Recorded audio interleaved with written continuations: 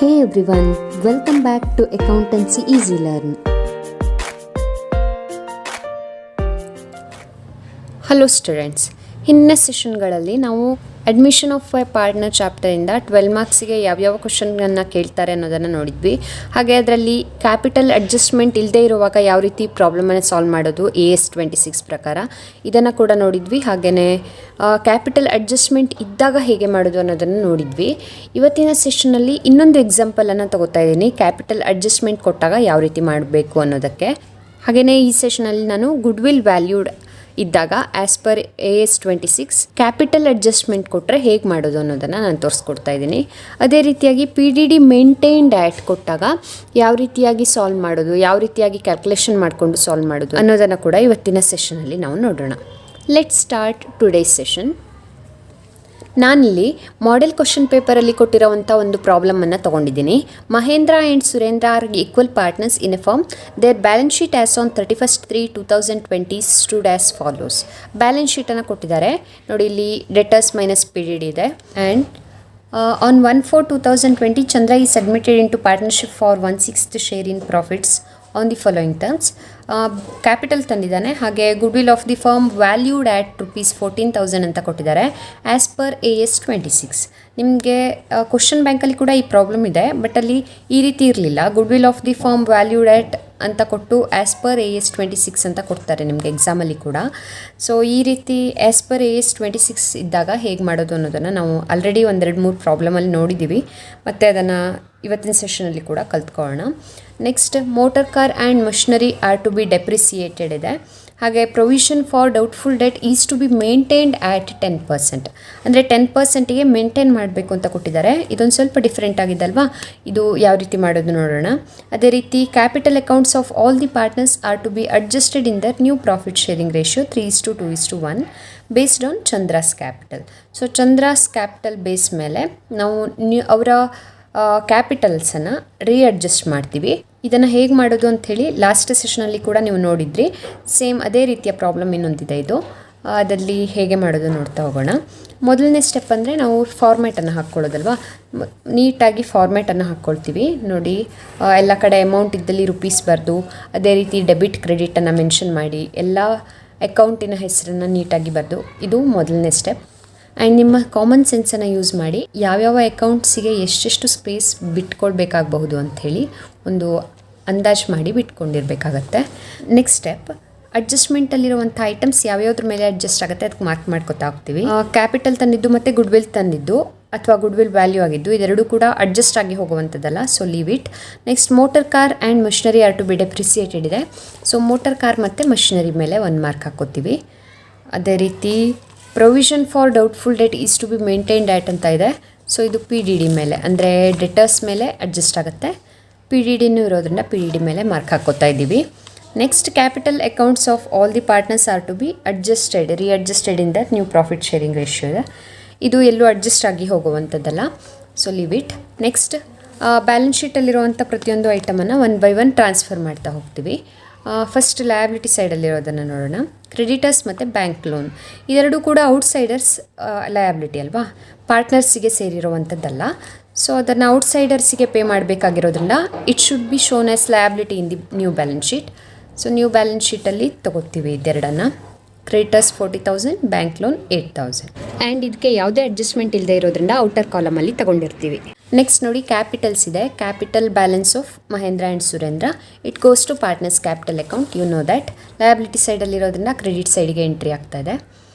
By balance brought down 80,000 and 40,000. Next, asset ಸೈಡಿಗೆ ಬಂದರೆ stock 39,000. ಇದಕ್ಕೆ ಯಾವುದೇ ಅಡ್ಜಸ್ಟ್ಮೆಂಟ್ ಇಲ್ಲದೆ ಇರೋದ್ರಿಂದ ಔಟರ್ ಕಾಲಮಲ್ಲಿ ಡೈರೆಕ್ಟಾಗಿ ತೊಗೋತೀವಿ 39,000. ನೆಕ್ಸ್ಟ್, ಡೆಟರ್ಸ್ ಮತ್ತು PDD ಇದೆ. ಇದನ್ನು ಇದೇ ರೀತಿಯಾಗಿ ಬರ್ಕೋತೀವಿ. This is old PDD, so old PDD ಅಂತ ಬರ್ಕೋತೀವಿ. Debtors minus PDD. ಆನ್ಸರನ್ನು ಕೂಡ ಇನ್ನರ್ ಕಾಲಮಲ್ಲಿನೇ ಬರಿತೀವಿ 31,000. Next, land and building 40,000. So it does not have any adjustment. ಇಲ್ಲಿ ಒಂದು ಅಡ್ಜಸ್ಟ್ಮೆಂಟಿಗೆ ಸ್ಪೇಸನ್ನು ಬಿಟ್ಕೊಳ್ಳೋಣ. ಆ್ಯಂಡ್ ಕೆಳಗಡೆ land and building 40,000. Next machinery and motor car both have some adjustment inner ಕಾಲಮಲ್ಲಿ ಬರ್ಕೋತೀವಿ. 36,000 ಮತ್ತು 8,000 ಇದೆ. ಆ್ಯಂಡ್ ನೋಡಿ, ಇನ್ನರ್ ಕಾಲಮಲ್ಲಿ ಬರೆಯುವಾಗ ಕೆಳಗಡೆ ಒಂದು ಲೈನ್ ಬಿಟ್ಟಿರಬೇಕು, ಸೊ ದ್ಯಾಟ್ ಒಂದು ಅಡ್ಜಸ್ಟ್ಮೆಂಟನ್ನು ಮಾಡೋದಕ್ಕೆ ಸ್ಪೇಸ್ ಬಿಟ್ಕೊಂಡಿರಬೇಕು. Next cash at bank. Cash at bank means it is the bank balance, right? So as it is in asset side, it goes to debit side of bank account. ನೋಡಿ, cash at bank ಇರೋದ್ರಿಂದ ನಾವಿಲ್ಲಿ prepare ಮಾಡ್ಕೊಂಡಿರೋದು bank account. Debit ಸೈಡಲ್ಲಿ ಬರಿತೀವಲ್ವಾ, to balance brought down 14,000. And ಇದು capital adjustment problem ಆಗಿರೋದ್ರಿಂದ ನಾವು ಅವರು ಕೇಳಿಲ್ಲ ಅಂತಂದರೂ ಬ್ಯಾಂಕ್ ಅಕೌಂಟನ್ನು ಪ್ರಿಪೇರ್ ಮಾಡಲೇಬೇಕಾಗತ್ತೆ. ನೋಡಿ, ಅವರು ಇಲ್ಲಿ ಕೇಳಿಲ್ಲ, prepare revaluation account, partners capital account and new balance sheet ಇಷ್ಟನ್ನೇ ಕೇಳಿದ್ದಾರೆ. ಆದರೆ ನಮಗೆ ಕ್ಯಾಪಿಟಲ್ ಅಡ್ಜಸ್ಟ್ಮೆಂಟ್ ಇರೋದ್ರಿಂದ ಅದನ್ನು ಮಾಡೋದಕ್ಕೆ ನಮ್ಗೆ ಬ್ಯಾಂಕ್ ಅಕೌಂಟ್ ಅಥವಾ ಕ್ಯಾಶ್ ಅಕೌಂಟ್ ಬೇಕಾಗತ್ತೆ. ಪ್ರಾಬ್ಲಮಲ್ಲಿ ಬ್ಯಾಂಕ್ ಇರೋದ್ರಿಂದ ಬ್ಯಾಂಕ್ ಅಕೌಂಟನ್ನ ಪ್ರಿಪೇರ್ ಮಾಡ್ಕೊಂಡಿದ್ದೀವಿ. So next step, one by one ಅಡ್ಜಸ್ಟ್ಮೆಂಟನ್ನು ಮಾಡ್ತಾ ಹೋಗ್ತೀವಿ. ಬ್ಯಾಲೆನ್ಸ್ ಶೀಟಲ್ಲಿರುವಂಥ ಪ್ರತಿಯೊಂದು ಐಟಮಿಗೆ ಒಂದು ಎಂಟ್ರಿ ಕೊಟ್ಟಾಗಿದೆ.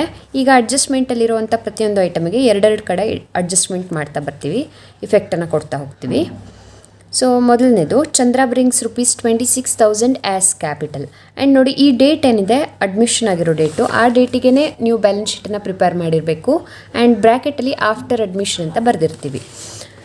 ಚಂದ್ರ ಬ್ರಿಂಗ್ಸ್ ₹26,000 ಆ್ಯಸ್ ಕ್ಯಾಪಿಟಲ್. ಕ್ಯಾಪಿಟಲ್ ತಂದಿದ್ದಕ್ಕೆ ಎಂಟ್ರಿ ಒಂದು ಕ್ಯಾಪಿಟಲ್ ಅಕೌಂಟಲ್ಲಿ ಬೈ ಕ್ಯಾಶ್ ಆರ್ ಬ್ಯಾಂಕ್. ಇಲ್ಲಿ ಬ್ಯಾಂಕ್ ಅಕೌಂಟ್ ಇರೋದ್ರಿಂದ ಬ್ಯಾಂಕ್ ಅಂತ ತೊಗೋತೀವಿ. ಬೈ ಬ್ಯಾಂಕ್ ಅಕೌಂಟ್ 26,000 ತಂದಿದ್ದಾನೆ ಅವನು. ಅವನ ಕ್ಯಾಪಿಟಲ್ ಅಕೌಂಟಲ್ಲಿ ಅವನ ಕಾಲಮಲ್ಲಿ ಮಾತ್ರ ಅಮೌಂಟನ್ನು ಬರಿತೀವಿ. ಆ್ಯಂಡ್ ಇನ್ನೊಂದು ಎಂಟ್ರಿ ಇದಕ್ಕೆ ಬ್ಯಾಂಕ್ ಅಕೌಂಟಲ್ಲಿ ಅಲ್ವಾ, ಇಲ್ಲಿ ಬೈ ಬ್ಯಾಂಕ್ ಬಂದಿದೆ ಅಂದಮೇಲೆ ಬ್ಯಾಂಕ್ ಅಕೌಂಟಲ್ಲಿ to ಚಂದ್ರಸ್ capital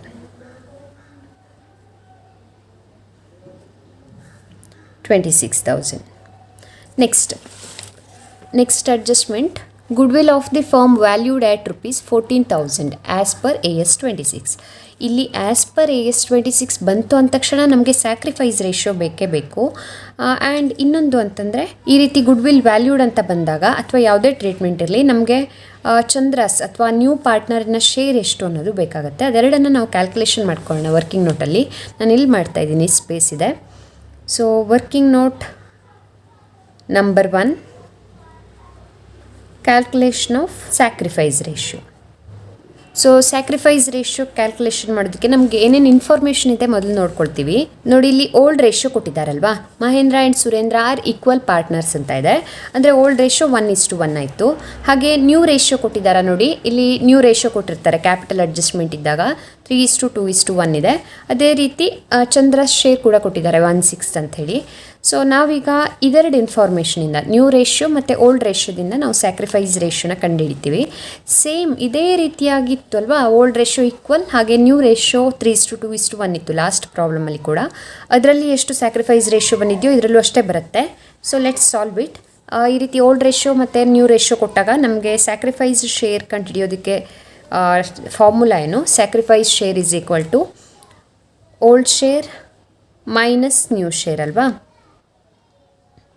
ಮಹೇಂದ್ರಾಸ್ ಎಮ್ಸ್ sacrifice share is equal to old share 1/2 ಇತ್ತು, ಆ್ಯಂಡ್ ನ್ಯೂ ಶೇರ್ 3:2:1 ಇದೆ ಅಂದಮೇಲೆ 3/6 ಆದ ಹಾಗಾಯ್ತಲ್ವಾ. So 3/6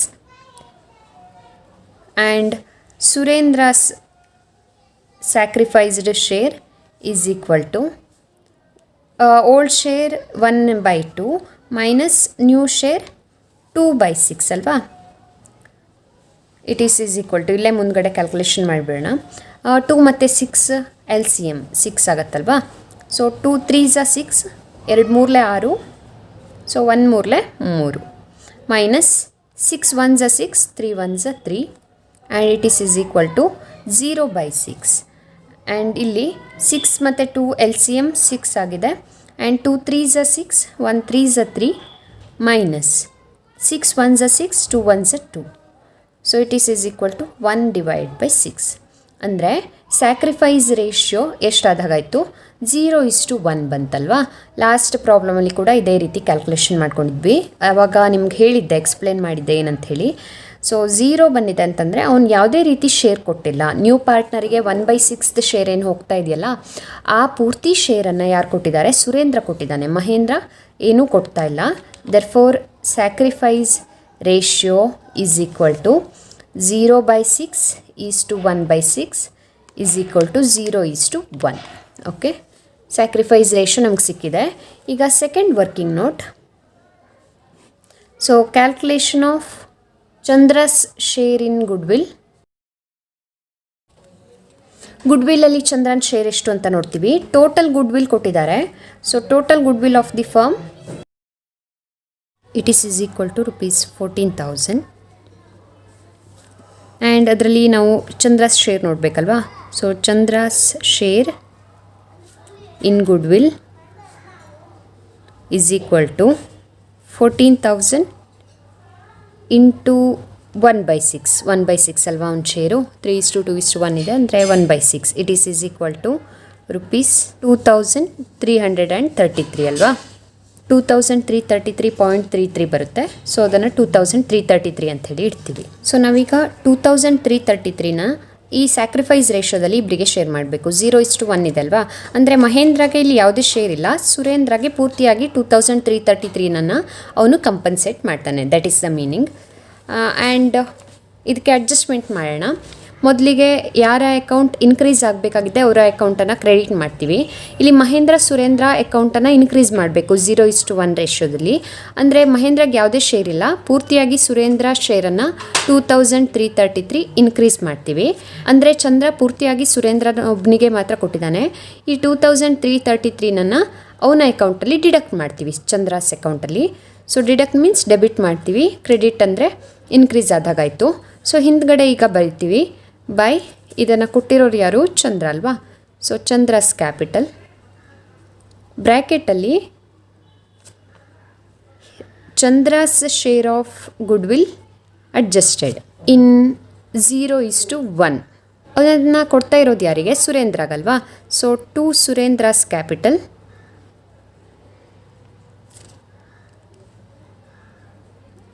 okay. ಸುರೇಂದ್ರಗೆ 2,333 ಕೊಟ್ಟಿದ್ದಾನೆ. ಗುಡ್ವಿಲ್ ಅಡ್ಜಸ್ಟೆಡ್, ಅಥವಾ ನೀವು ಬರಿಬೋದು, ಇಲ್ಲ ಹಾಗೆ ಇಡ್ಬೋದು. Goodwill adjusted. So this is the treatment for goodwill valued. 2 entry ಮಾಡಿದ್ದೀವಿ.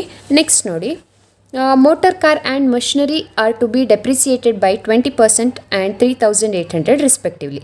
ಇಲ್ಲಿ ಮೋಟರ್ ಕಾರನ್ನು 20% ನಾವು ಡೆಪ್ರಿಸಿಯೇಟ್ ಮಾಡಬೇಕು, ಹಾಗೆ ಮಷಿನರಿಯನ್ನು 3,800 ಡೆಪ್ರಿಸಿಯೇಟ್ ಮಾಡಬೇಕಾಗಿದೆ. ಎರಡು ಡೆಪ್ರಿಸಿಯೇಟ್ ಆಗ್ತಾ ಇದೆ ಅಂದರೆ ವ್ಯಾಲ್ಯೂ ಡಿಕ್ರೀಸ್ ಆದಾಗಾಯಿತು, ಲಾಸ್ ಆದಾಗಾಯಿತು.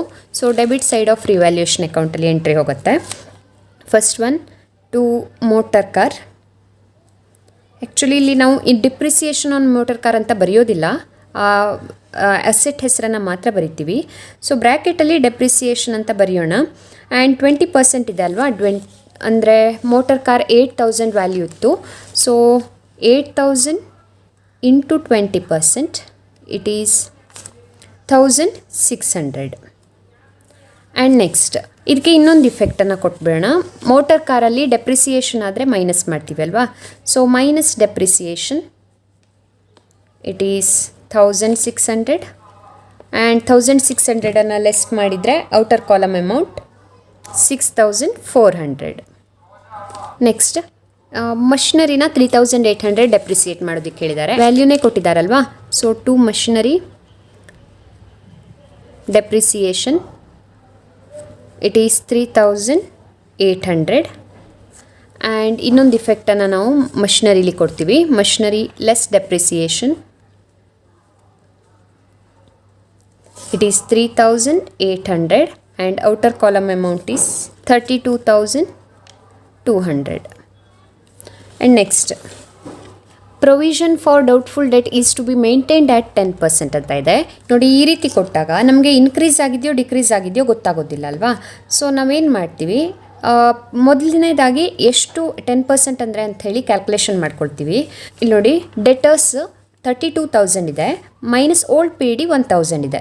ನಾವು ಈಗ ಕ್ಯಾಲ್ಕುಲೇಷನ್ ಮಾಡುವಂಥ ಪಿ ಡಿ ಡಿ ಈ ಓಲ್ಡ್ ವ್ಯಾಲ್ಯೂ ಮೇಲೆ ಆಗಿರಬೇಕು. ಅಂದರೆ ಡೆಟರ್ಸಿನ ಇನ್ನರ್ ವ್ಯಾಲ್ಯೂ ಮೇಲೆ ಕ್ಯಾಲ್ಕುಲೇಷನ್ ಮಾಡ್ತೀವಿ, not on outer column value. So ಇದು PDD ಡಿಡಕ್ಟ್ ಮಾಡಿ ಬಂದಿರೋವಂಥ ವ್ಯಾಲ್ಯೂ, ಬಟ್ ನಾವು ಈ ವ್ಯಾಲ್ಯೂ ಮೇಲೆ ಕ್ಯಾಲ್ಕುಲೇಷನ್ ಮಾಡ್ತೀವಿ 10%. ಇಲ್ಲಿ ವರ್ಕಿಂಗ್ ನೋಟಲ್ಲಿ ತೋರಿಸ್ಬಿಡೋಣ. Working note number 3, calculation of PDD. PDD is maintained at 10% ಅಂತ ಇದೆ. So PDD is equal to 10% of debtors. It is equal to 10% of 32,000. It is equal to 3,200. Okay, 3,200ಗೆ ನಾವು PDDನ ಮೇಂಟೈನ್ ಮಾಡಬೇಕಾಗಿದೆ. ನೋಡಿ, ಓಲ್ಡ್ PDD ಎಷ್ಟಿತ್ತು ಅಂತ ನೋಡ್ಕೊಳ್ತೀವಿ ಈಗ. ಸೊ 1000 ಇತ್ತು, ಮೊದಲು 1000 ಇತ್ತು. ಈಗ ಅದನ್ನು ಎಷ್ಟಕ್ಕೆ ಮೇಂಟೈನ್ ಮಾಡಲಿಕ್ಕೆ ಹೇಳ್ತಾ ಇದ್ದಾರೆ? 3,200ಗೆ. ಅಂದರೆ ನೀವು ಅನಲೈಸ್ ಮಾಡ್ಕೊಳ್ಬೇಕು, ಅದು ಇನ್ಕ್ರೀಸ್ ಆಗ್ತಾ ಇದೆಯಾ ಡಿಕ್ರೀಸ್ ಆಗ್ತಾ ಇದೆಯಾ ಅಂತ. ನಾವು 3,200ಗೆ ಅದನ್ನು ಇನ್ಕ್ರೀಸ್ ಮಾಡಬೇಕಾಗಿದೆ. ಅಂದರೆ ಇಲ್ಲಿ ನಾವು 1000 ಇದ್ದಿದ್ದನ್ನು ಮೊದಲು ಈಗ 3,200ಗೆ ತಂದು ನಿಲ್ಲಿಸಬೇಕಾಗಿದೆ. ಅಂದರೆ ಇನ್ಕ್ರೀಸ್ಡ್ ಟು 3,200. ಇನ್ಕ್ರೀಸ್ಡ್ 2 ಇದ್ದರೆ ಹೇಗೆ ಮಾಡ್ತಿದ್ರಿ ನೀವು? ಅದೇ ರೀತಿ ಪ್ರಾಬ್ಲಮನ್ನು ಸಾಲ್ವ್ ಮಾಡ್ತೀವಿ. ಓಕೆ, ಇದಕ್ಕಿಂತ ಕಮ್ಮಿ ಬಂದಿದ್ದರೆ, ಫಾರ್ ಎಕ್ಸಾಂಪಲ್ ಇಲ್ಲಿ 4,000 ಇತ್ತು ಅಂತ ತಿಳ್ಕೊಳ್ಳಿ, ಮೇಂಟೈನ್ಡ್ ಅಟ್ 10% ಅಂತ ಕೊಟ್ಟಿದ್ರು, 3,200ಗೆ ಬಂದಿದೆ ಅಂದರೆ ಆಗ ಏನು ಅರ್ಥ ಆಗ್ತಿತ್ತು? ಡಿಕ್ರೀಸ್ಡ್ 2 ಆಗ್ತಿತ್ತು. ಓಕೆ, ಅಂದರೆ ಮೊದಲು 4,000 ಇತ್ತು, ಈಗ 3,200ಗೆ ನಿಲ್ಲಿಸಿ ಅಂತ ಹೇಳ್ತಾ ಇದ್ದಾರೆ. ಸೊ ಡಿಕ್ರೀಸ್ಡ್ 2 ಇದ್ದಾಗ ಹೇಗೆ ಇಫೆಕ್ಟ್ ಕೊಡ್ತೀವಿ ಹಾಗೆ ಮಾಡ್ತಿದ್ವಿ. ಬಟ್ ಇಲ್ಲಿ ಇನ್ಕ್ರೀಸ್ ಆಗ್ತಾ ಇರೋದ್ರಿಂದ ಇನ್ಕ್ರೀಸ್ಡ್ 2 ಇದ್ದರೆ ಯಾವ ರೀತಿ ಇಫೆಕ್ಟ್ ಕೊಡ್ತಿರಲ್ಲ ಅದೇ ರೀತಿ ಇಫೆಕ್ಟ್ ಕೊಡ್ತೀವಿ. ಸೊ ದ ಡಿಫ್ರೆನ್ಸ್ ಅಮೌಂಟ್ 2 ಇದ್ದಾಗ ಏನು ಮಾಡ್ತಿದ್ವಿ? ಡಿಫ್ರೆನ್ಸ್ ಅಮೌಂಟ್ ತೊಗೋತೀವಿ ಅಲ್ವಾ? ಇದು ಅಡ್ಜಸ್ಟ್ಮೆಂಟಲ್ಲಿ ಕೊಟ್ಟಿರೋವಂಥ PDD ಆ್ಯಂಡ್ ಇಷ್ಟಕ್ಕೆ ಇನ್ಕ್ರೀಸ್ ಮಾಡಬೇಕಾಗಿದೆ. ಸೊ ಏನು ಮಾಡ್ತೀವಿ? ಇನ್ಕ್ರೀಸ್ ಮಾಡಬೇಕಾಗಿರೋದ್ರಿಂದ ಇದು ಲಾಸ್ ಆದಾಗಾಯಿತು. ಸೊ 2 ಸೈಡಲ್ಲಿ ಏನು ಎಂಟ್ರಿ ಬರಿತೀವಿ, ಅಥವಾ ಡೆಬಿಟ್ ಸೈಡಲ್ಲಿ ಎಂಟ್ರಿ ಬರಿತೀವಿ. 2 PDD ಬ್ರ್ಯಾಕೆಟಲ್ಲಿ ಇನ್ಕ್ರೀಸ್ ಆ್ಯಂಡ್ ಇನ್ನೊಂದು ಬ್ರ್ಯಾಕೆಟಲ್ಲಿ 3,200 ಮೈನಸ್ 1000, ಅಂದರೆ ಓಲ್ಡ್ PDDನ ಲೆಸ್ ಮಾಡಿ ತೊಗೋತೀವಿ. ಇನ್ಕ್ರೀಸ್ಡ್ 2 ಅಂತ ಕೊಟ್ಟಾಗ ಇದೇ ರೀತಿ ಡಿಫ್ರೆನ್ಸ್ ಅಮೌಂಟನ್ನು ತೊಗೋತೀವಿ ಅಲ್ವಾ, ಅದೇ ರೀತಿ ತೊಗೋತೀವಿ. So the amount is 2,200 and ಈ 2,200ಅನ್ನೇ ನಾವು ಇನ್ನೊಂದು ಕಡೆಗೆ ಕೂಡ ತೊಗೋತೀವಿ. ಇಲ್ಲಿ PDDಲಿ ಲೆಸ್ ಮಾಡ್ತೀವಿ. ಇದು ಓಲ್ಡ್ PDD ಅಲ್ವಾ, ಬ್ರ್ಯಾಕೆಟಲ್ಲಿ ಬರೆದ್ಬಿಡೋಣ. ಇದು ಓಲ್ಡ್ PDD ಆ್ಯಂಡ್ ಈಗ ಲೆಸ್ ಮಾಡ್ತಾ ಇರೋದು less increase in PDD. PDD increase ಆದರೆ ಲೆಸ್ ಮಾಡ್ತೀವಿ, ಡಿಕ್ರೀಸ್ ಆದರೆ ಪ್ಲಸ್ ಮಾಡ್ತೀವಿ. ಇದು ಗೊತ್ತಿರಲಿ ನಿಮಗೆ. ಆ್ಯಂಡ್ 2,200 ಈಗ ರಿವ್ಯಾಲ್ಯೂಷನ್ ಅಕೌಂಟಲ್ಲಿ ಎಷ್ಟು ತೊಗೊಂಡಿದ್ದೀವೋ ಅಷ್ಟು ತೊಗೋತೀವಿ. 2,200ಅನ್ನು ಲೆಸ್ ಮಾಡಿದರೆ ಔಟರ್ ಕಾಲಮ್ ಅಮೌಂಟ್ 28,800. ಓಕೆ, ನೋಡಿ 2 ಇಫೆಕ್ಟಲ್ಲಿ ಬಂತು. ಒಂದು ನಾವು ಇನ್ಕ್ರೀಸ್ ಆಗಿದೆಯಾ ಡಿಕ್ರೀಸ್ ಆಗಿದೆಯಾ ನೋಡ್ಕೊಳ್ತೀವಿ ಮೇಂಟೈನ್ಡ್ ಅಟ್ ಕೊಟ್ಟಾಗ, ಆ್ಯಂಡ್ ಡಿಫ್ರೆನ್ಸ್ ಅಮೌಂಟನ್ನು ತೊಗೋತೀವಿ. ಇನ್ಕ್ರೀಸ್ ಆಗಿದ್ದರೆ ಈ ಕಡೆ ತೊಗೋತೀವಿ, ಡಿಕ್ರೀಸ್ ಆಗಿದ್ದರೆ ಈ ಕಡೆಗೆ ಎಂಟ್ರಿಯನ್ನು ಹಾಕ್ತೀವಿ. ಸೊ ಡಿಫ್ರೆನ್ಸ್ ಅಮೌಂಟನ್ನು 2,200ಅನ್ನು ಎರಡೂ ಕಡೆಗೆ ಇಫೆಕ್ಟ್ ಕೊಡ್ತೀವಿ. That's it. ನೆಕ್ಸ್ಟ್ ಅಡ್ಜಸ್ಟ್ಮೆಂಟ್ ನೋಡಿ, ಇದು F ಅಲ್ವಾ. ಇನ್ನೊಂದು ಅಡ್ಜಸ್ಟ್ಮೆಂಟ್ ಬಿಟ್ಟೋಗಿದೆ, ನಾನು ಇಲ್ಲಿ ಕೆಳಗಡೆ ತೊಗೊಂಡಿದ್ದೀನಿ. Prepaid rent ₹600. ಪ್ರೀಪೇಯ್ಡ್ ರೆಂಟ್ ಇದೆ 600 ಅಂತ ಕೊಟ್ಟಿದ್ದಾರೆ. So prepaid rent means an asset ಅಲ್ವಾ. ಅಂದರೆ ಯಾವುದೋ ಒಂದು ಎಕ್ಸ್ಪೆನ್ಸನ್ನು ನಾವು ಅಡ್ವಾನ್ಸ್ ಆಗಿ ಪೇಮೆಂಟ್ ಮಾಡ್ತಾಯಿದ್ದೀವಿ. That means it is an asset. So asset ಮೊದಲೇ ಇರಲಿಲ್ಲ, ಮೊದಲಿನ ಬ್ಯಾಲೆನ್ಸ್ ಶೀಟಲ್ಲಿ ಇರಲಿಲ್ಲ, ಈಗ ಅದನ್ನು ರೆಕಾರ್ಡ್ ಮಾಡಬೇಕಾಗಿದೆ. ಅಂದರೆ ಅನ್ರೆಕಾರ್ಡೆಡ್, ಅಂದರೆ ನಮಗೀಗ ಅದು ಪ್ರಾಫಿಟ್ ಆದಾಗಾಯ್ತಲ್ವಾ. ಮೊದಲಿರಲಿಲ್ಲ, ಈಗ ಇನ್ಕ್ರೀಸ್ ಆಗ್ತಾ ಇದೆ ಅಸೆಟ್ ಅಂದಮೇಲೆ. ಅಸೆಟ್ ವ್ಯಾಲ್ಯೂ ಇನ್ಕ್ರೀಸ್ ಆದರೆ ಪ್ರಾಫಿಟ್ ಆದಾಗಾಯಿತು. ಸೊ ನಾವು ಅದನ್ನು ಕ್ರೆಡಿಟ್ ಸೈಡಲ್ಲಿ ತೊಗೋತೀವಿ ರಿವ್ಯಾಲ್ಯೂಷನ್ ಅಕೌಂಟಲ್ಲಿ. Prepaid rent by prepaid rent 600 and ಇದನ್ನು ಅಸೆಟ್ ಸೈಡಲ್ಲಿ ತೋರಿಸ್ತೀವಿ ಇವಾಗ. Prepaid rent 600 and next adjustment, the capital accounts of all the partners be adjusted in their new profit sharing ratio 3:2:1 based on Chandra's capital. ಅಂದರೆ ಈ adjustment ಮಾಡೋದಕ್ಕೆ ನಮಗೆ ಚಂದ್ರನ capital ಅಕೌಂಟಿನ ಬ್ಯಾಲೆನ್ಸ್ ಬೇಕಲ್ವಾ. ಸೊ ನಾವು ಮೊದಲಿಗೆ ರಿವ್ಯಾಲ್ಯೂಷನ್ ಅಕೌಂಟನ್ನು ಕ್ಲೋಸ್ ಮಾಡಿಕೊಂಡು ಪಾರ್ಟ್ನರ್ಸ್ ಕ್ಯಾಪಿಟಲ್ ಅಕೌಂಟಿಗೆ ಹಾಕಿ ಚಂದ್ರ ಕ್ಯಾಪಿಟಲನ್ನು ಕ್ಲೋಸ್ ಮಾಡ್ತೀವಿ. ಸೊ ಇಲ್ಲಿ ನೋಡಿ, ಡೆಬಿಟ್ ಸೈಡ್ ಟೋಟಲ್ ಜಾಸ್ತಿ ಬರ್ತಾ ಇದೆ 7,600 ಆ್ಯಂಡ್ ಅದರಲ್ಲಿ ಕ್ರೆಡಿಟ್ ಟೋಟಲನ್ನು ಲೆಸ್ ಮಾಡಿದರೆ 7,000 ಬ್ಯಾಲೆನ್ಸ್ ಬಂತು. ಇದನ್ನು ಪಾರ್ಟ್ನರ್ಸ್ ಕ್ಯಾಪಿಟಲ್ ಅಕೌಂಟಿಗೆ ಟ್ರಾನ್ಸ್ಫರ್ ಮಾಡ್ತೀವಿ ಅಲ್ವಾ. So by partners capital account old ಪಾರ್ಟ್ನರ್ಸಿಗೆ ಶೇರ್ ಮಾಡ್ತೀವಿ. Mahendra and Surendra equal partners ಅವರು ಅಂತ ಕೊಟ್ಟಿದ್ರು ಅಲ್ವಾ. ಓಲ್ಡ್ ರೇಷಿಯೋ ಈಕ್ವಲ್ ಇದೆ. So 7,000 into 1/2, 7,000 into 1/2. So it is 3,500 and 3,500. Okay, inner ಕಾಲಮನ್ನು ಕ್ಲೋಸ್ ಮಾಡಿಬಿಡೋಣ. ಆ್ಯಂಡ್ ಇದನ್ನು ಈಗ ಪಾರ್ಟ್ನರ್ಸ್ ಕ್ಯಾಪಿಟಲ್ ಅಕೌಂಟಿಗೆ ಟ್ರಾನ್ಸ್ಫರ್ ಮಾಡ್ಕೊಳ್ತೀವಿ. 2 ಸೈಡಿಗೆ ಟ್ರಾನ್ಸ್ಫರ್ ಆಗುತ್ತಲ್ವಾ, 2 revaluation account. It is 3,500 and 3,500. New ಪಾರ್ಟ್ನರಿಗೆ ಶೇರ್ ಇಲ್ಲ. ಈಗ ನ್ಯೂ ಪಾರ್ಟ್ನರ್ನ ಕ್ಯಾಪಿಟಲ್ ಅಕೌಂಟನ್ನು ಕ್ಲೋಸ್ ಮಾಡ್ತೀವಿ. ನ್ಯೂ ಪಾರ್ಟ್ನರ್ನ ಕ್ಯಾಪಿಟಲ್ ಅಕೌಂಟ್ ಇಲ್ಲಿ 26,000 ಬರ್ತಾ ಇದೆ ಟೋಟಲ್. ಆ್ಯಂಡ್ 26,000ಅಲ್ಲಿ 2,333ನ ಲೆಸ್ ಮಾಡಿದರೆ 23,667 ಬಂತು. ಇದು ಬ್ಯಾಲೆನ್ಸ್ ಆಗಿರುತ್ತೆ. ಈ ಬ್ಯಾಲೆನ್ಸಿನ ಬೇಸ್ ಮೇಲೆ ನಾವು ಉಳಿದ ಇಬ್ಬರದ್ದು ಕ್ಯಾಪಿಟಲ್ ಎಷ್ಟು ಅಥವಾ ಟೋಟಲ್ ಕ್ಯಾಪಿಟಲ್ ಆಫ್ ದ ಫರ್ಮನ್ನು ಕ್ಯಾಲ್ಕುಲೇಷನ್ ಮಾಡ್ಕೊಳ್ತೀವಿ. ಅದಾದಮೇಲೆ ಉಳಿದಿಬ್ಬರ ಕ್ಯಾಪಿಟಲ್ ಬ್ಯಾಲೆನ್ಸ್ ಎಷ್ಟು ಕಂಟಿನ್ಯೂ ಆಗಬೇಕು ಅನ್ನೋದನ್ನು ಕ್ಯಾಲ್ಕುಲೇಷನ್ ಮಾಡ್ತೀವಿ. ಸೊ ನನಗಿಲ್ಲಿ ಸ್ಪೇಸ್ ಇಲ್ಲದೆ ಇರೋದ್ರಿಂದ ನಾನು ಬೇರೆ ಕಡೆ ಮಾಡ್ಕೊಳ್ತಾ ಇದ್ದೀನಿ. Working note number 4, calculation of new capital of partners. Total capital of the firm is equal to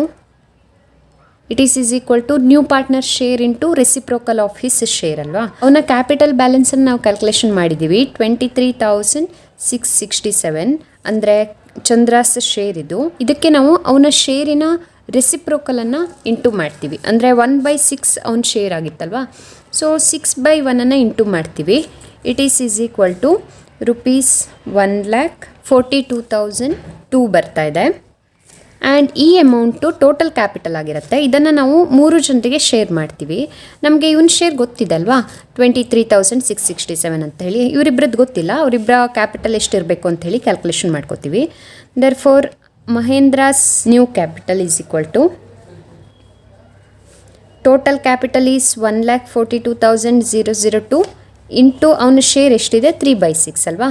so 3:2:1 ನಾವು ಅದನ್ನ ಶೇರ್ ಮಾಡಬೇಕಾಗಿದೆ.